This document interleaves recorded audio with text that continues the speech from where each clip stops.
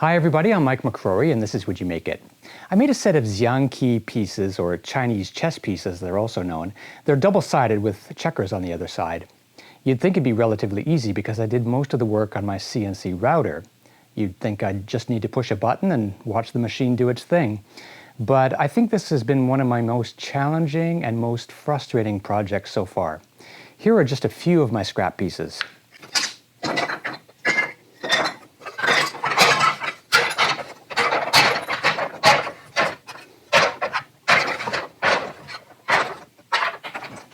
You can see I had my share of challenges. This project took me months to complete. Follow along as I work through the project and I'll point out some of the challenges as I go. So, let's get started. I'm starting with some pieces of wood that I've already milled, and I'm marking the approximate center of each board. I have walnut, Padauk, Wenge, and maple. The walnut is the most important piece because all of the other wood types will be inlaid into it.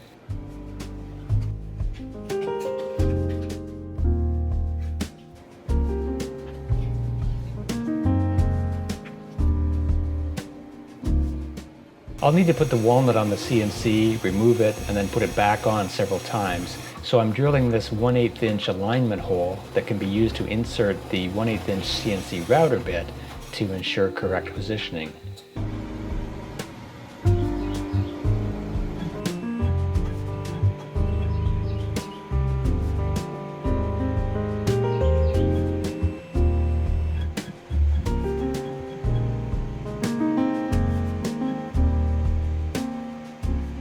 I'll start with a 1/8 inch end mill to clear out most of the waste.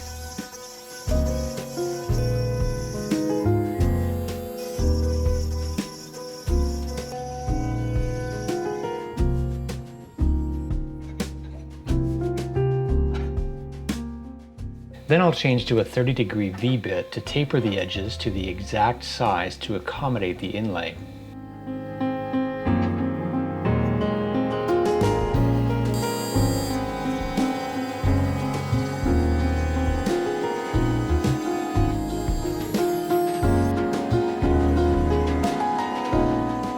I'm cutting some plugs out of maple using the same 30-degree V-bit to inlay into the walnut.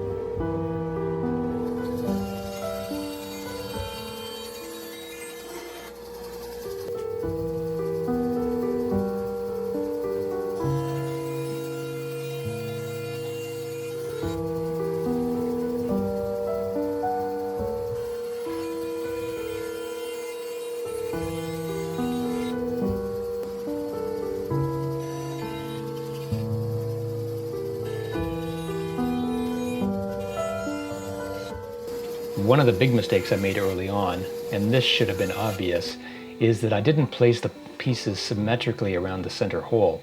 So when I flip the board over to do the side for the checkers, they don't align with the top. It's frustrating because I got fairly far into the project and then I had to scrap the whole thing and start over.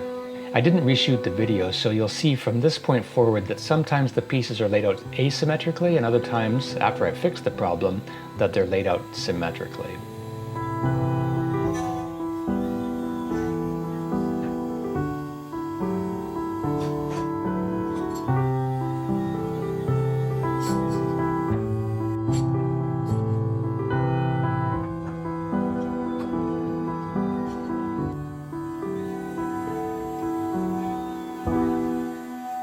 While the glue is drying for the first inlay, I'll cut out the Chinese characters for each piece.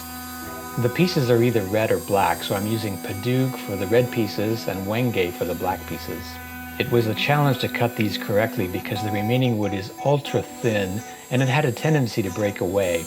So I had to play around with feed rates, plunge rates, spindle speeds, and a variety of other cutting parameters. Even then, it was very difficult to get the cuts to come out well because of the variability in the wood. Here you can see examples of how the wood broke away. I was surprised that the Wenge was easier to cut than the Padauk because I was expecting that it would break away more than the Padauk would.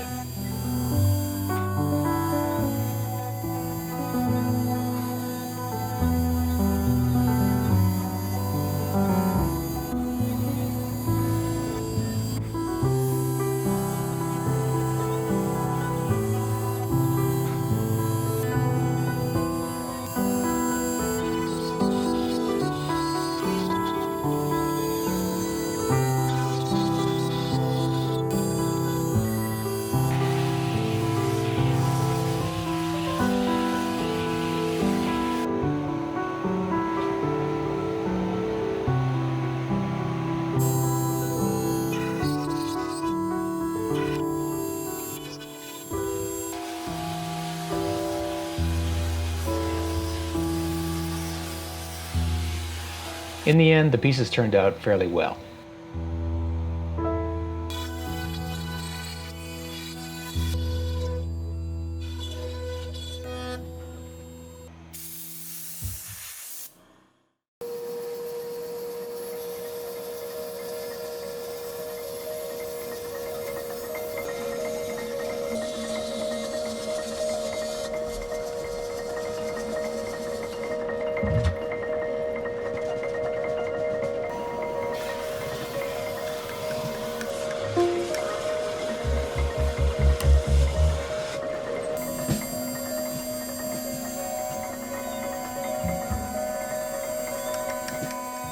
Next, I'll cut the female part of the inlay into the maple.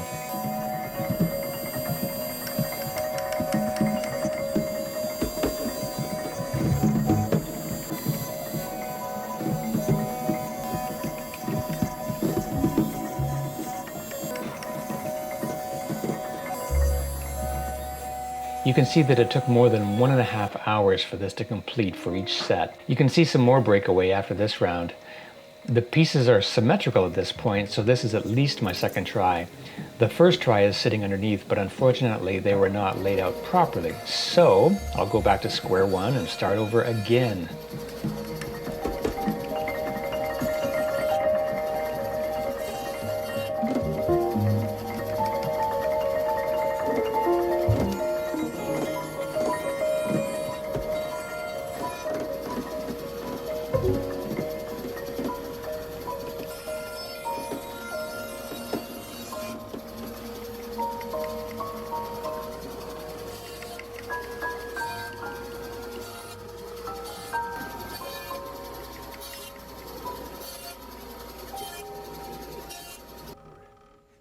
There were still some minor breakaway portions, so I decided to color the glue to hide any gaps.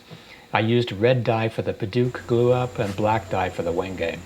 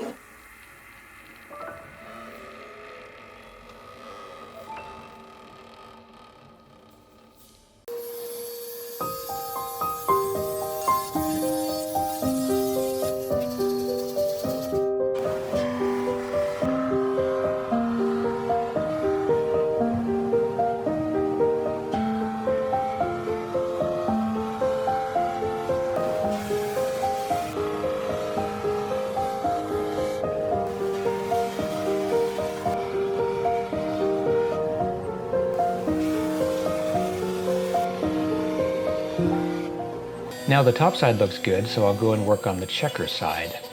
I'm using a clearance bit and the 30-degree V-bit to cut 2 recesses. The bottom part is to hold a lead weight, and the top portion, which has a larger diameter, will hold the maple inlay. The checkers will be red and white, so I'll cut the plugs, the male portions of the inlay, out of Padauk and maple.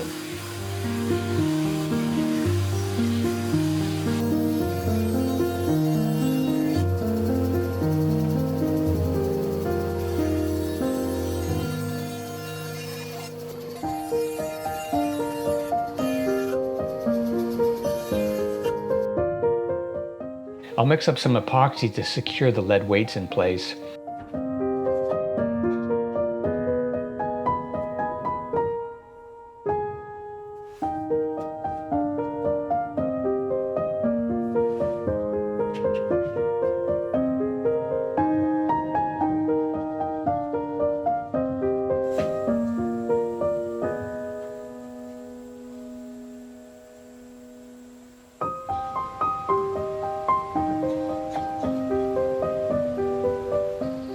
I'm using 2-ounce fishing sinkers as the weights. I had to squeeze them a little in my vise to make them a little less thick.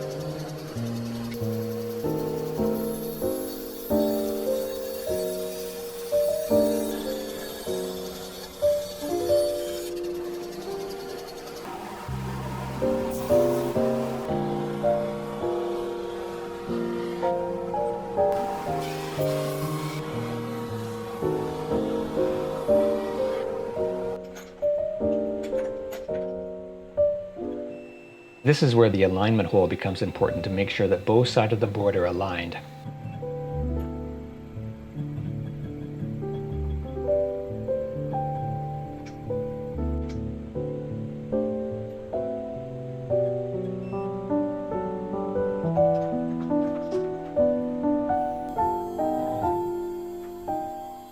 I'm engraving the client's names on each of the checkers.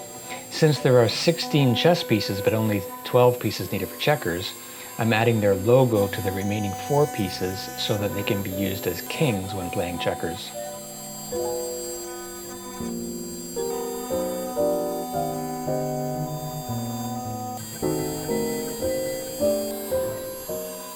I'm going to fill the engravings on the checkers side with epoxy, so I'm spraying the board with lacquer to help minimize color bleed.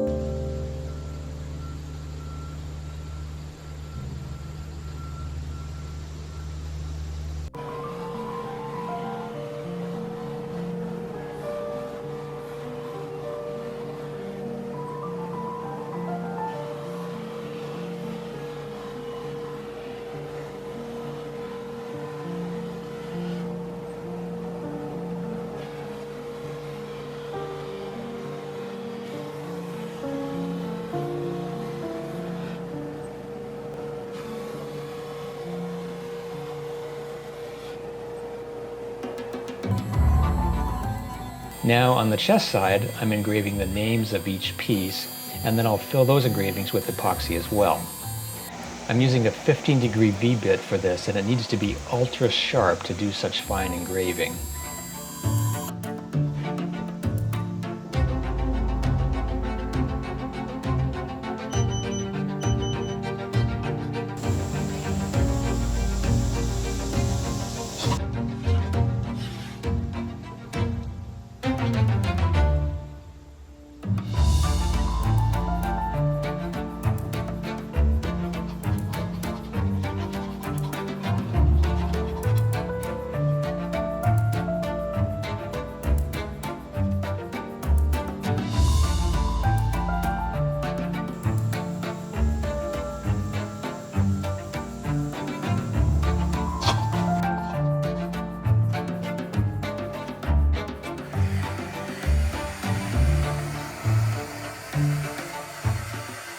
I'm using a heat gun to help release any bubbles from the epoxy.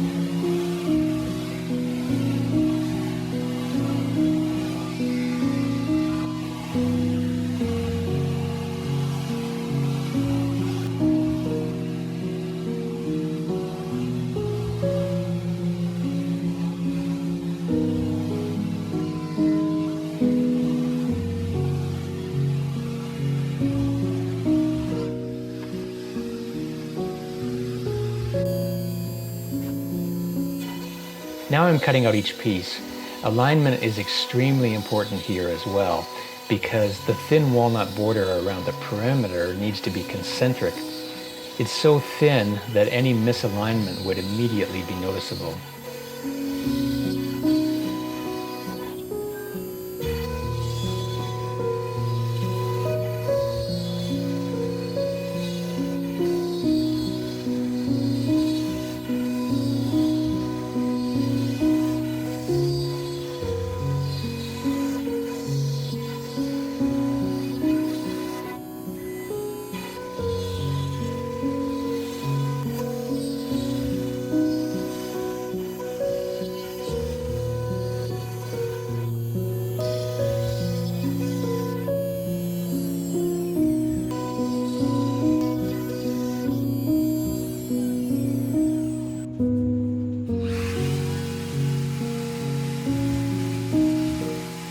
I cut the pieces out with tabs to hold the pieces in place, so now I need to sand the remnants of those tabs off by hand.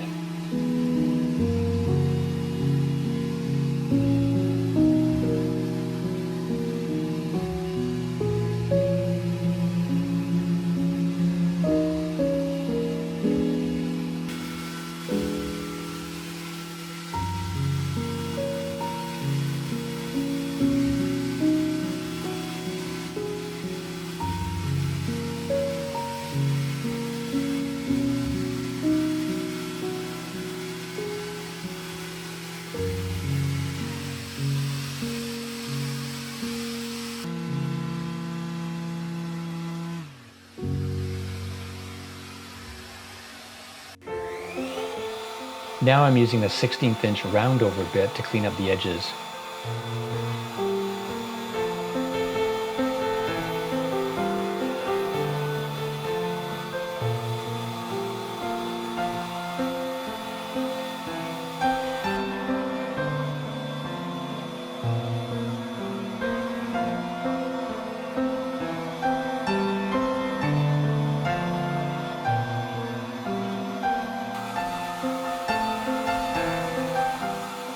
A couple of the pieces were a little rough around the edges, so I filled the voids with brown CA glue to make them less noticeable.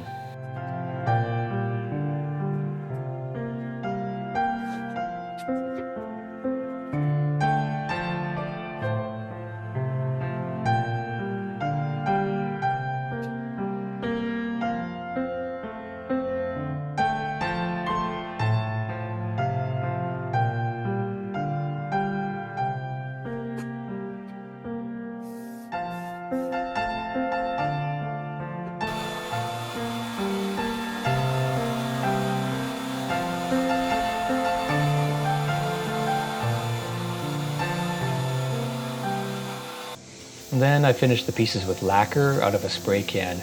It has a much gentler spray than my spray gun, so that's why I used the spray can so that the pieces wouldn't move as I was spraying them.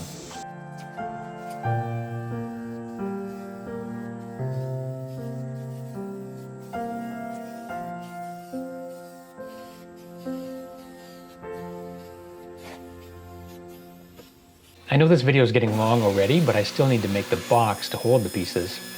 I'm starting by making the interior compartment out of interlocking pieces of maple. I'm using one of the chest pieces to mark the height and diameter of the pieces so that I can set my little jig up properly.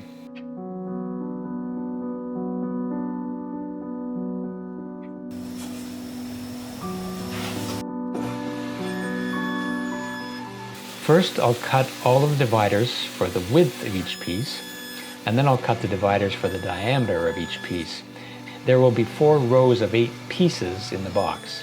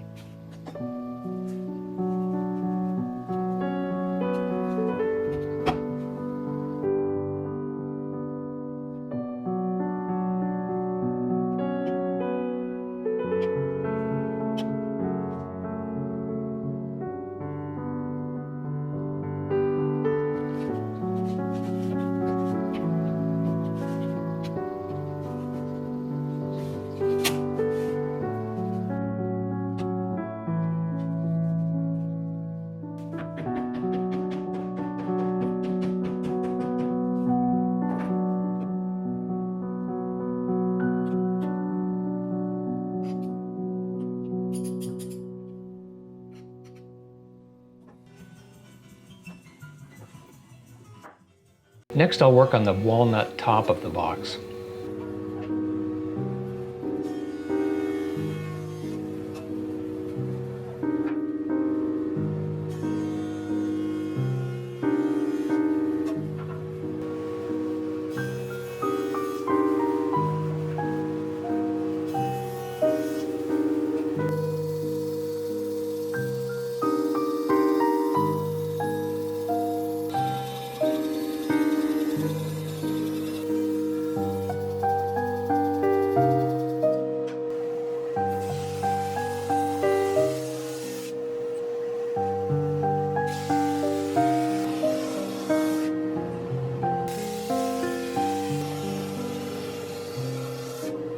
The box top is going to have 2 cranes inlaid into the walnut.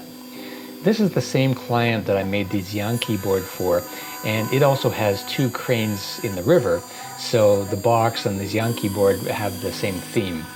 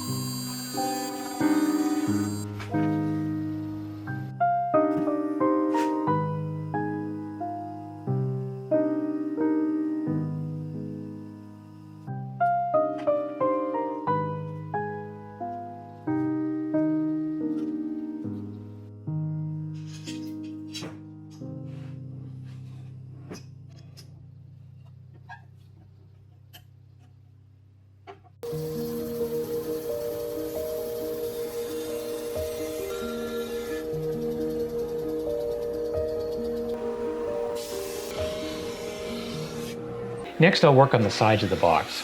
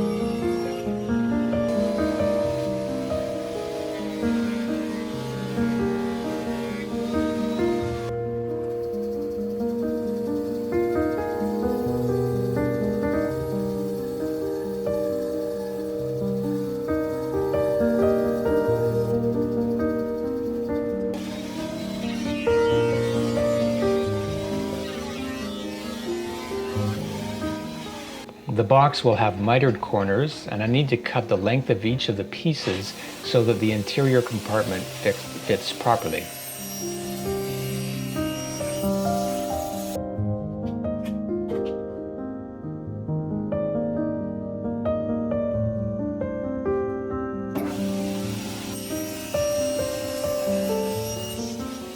I want to have matching grain, so I need to flip the board over to cut the miter in the correct orientation. Otherwise, if I'd used the existing miter, I'd have the inside of the board on the outside.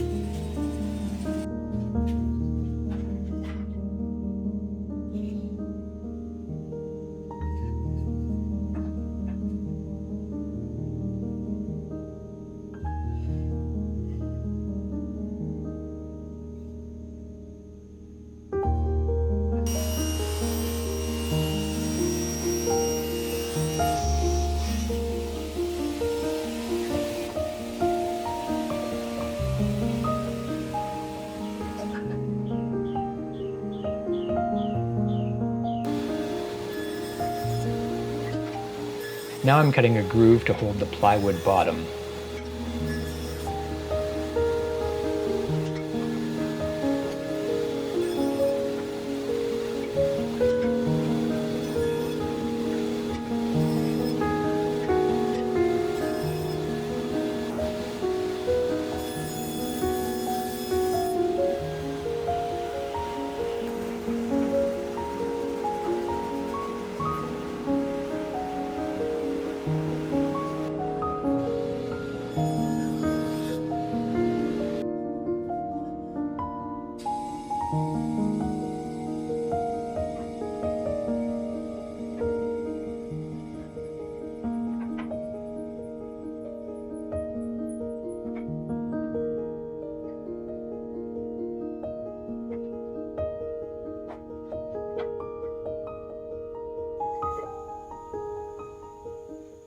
The box feels a little too tall, so I'm using this piece of plywood to gauge where to cut the grooves for the top.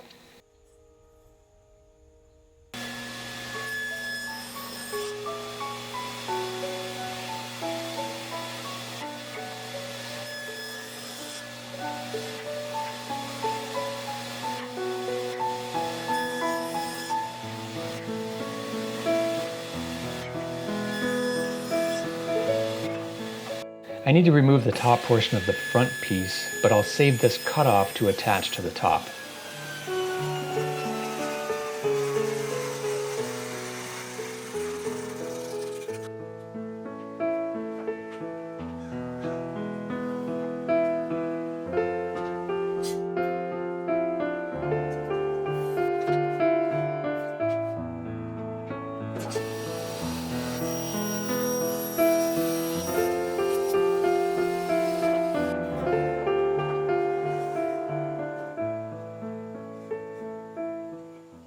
The box was definitely too tall, so I'm trimming off a bit of excess.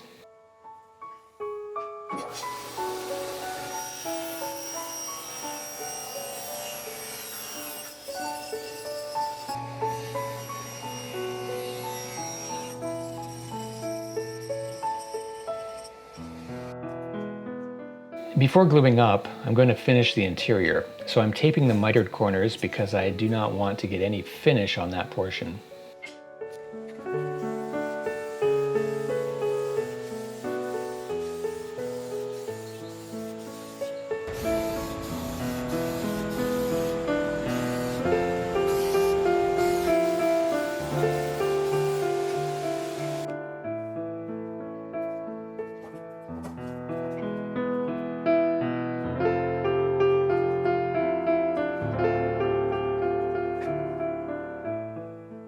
Now I'll glue it up and use tape to hold things in place.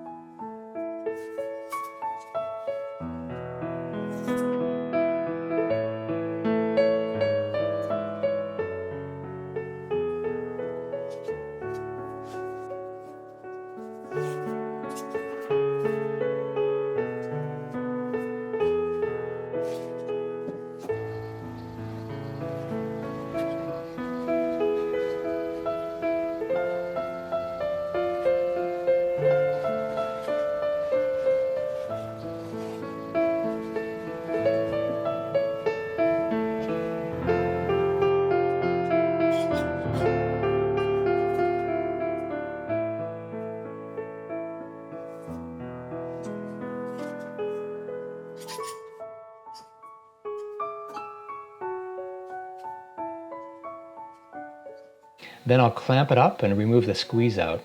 It's good that it's finished already inside so that the squeeze out won't really matter.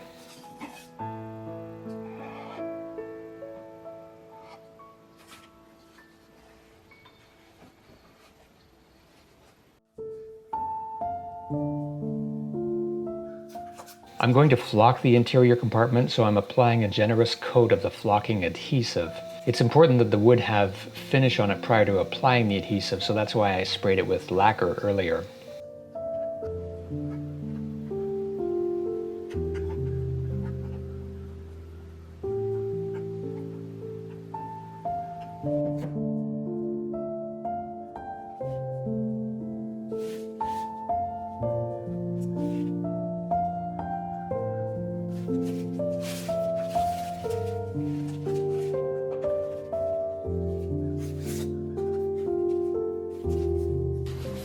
Next, I'll apply the flocking powder using this little hand applicator.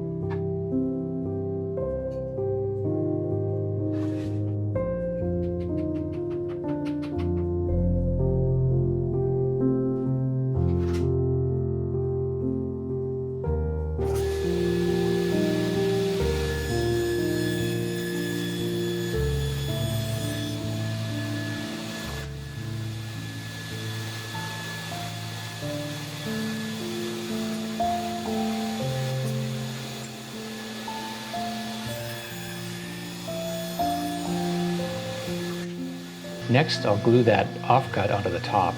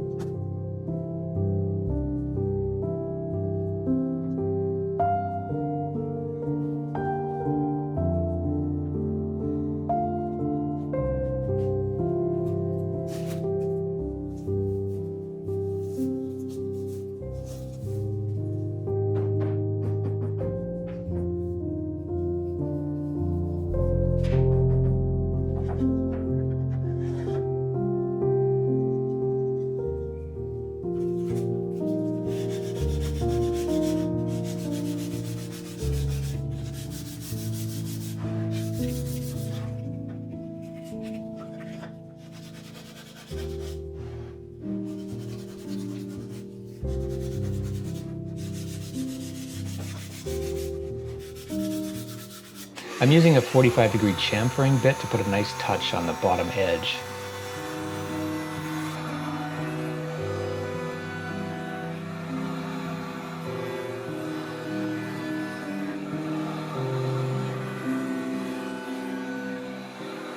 Now it's ready for the finish, and I'm using a piece of paper to protect the flocked portion.